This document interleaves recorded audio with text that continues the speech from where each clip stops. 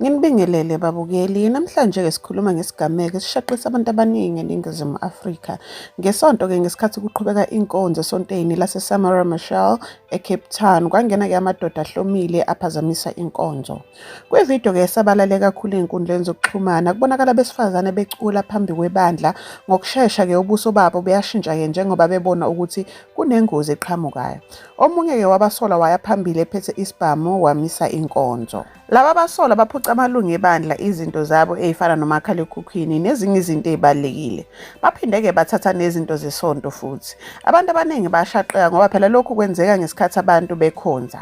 Ividiyo yalokhu kuphanga yasabalala kakhulu ngokushesha ey'nkundleni zokuxhumana. Abantu abaningi bezibuza ukuthi kwenzeka kanjani lokhu phambi kwabantu abaningi kangaka. Kodwa-ke into eyasiza kakhulu ukuthi lesi sigameko sathetshulwa ngekhamera, okwenza kwabalula-ke ukuthi amaphoyisa aqale uphenyo.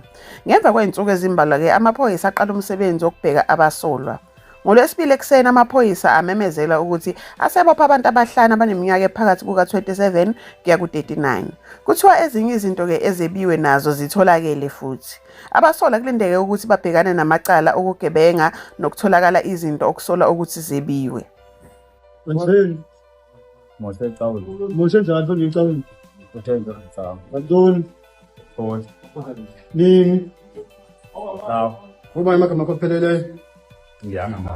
Njengoba nizwela-ke babukele umsolo ekhulumela yena ukuthi basebenzisa ithoyizi ukusabisa abazalwane. Lesi sigameko sishiya amalungu ebandla ethukile futhi sakhombisa ukuthi ubugebengu bungahlasela noma yikuphi.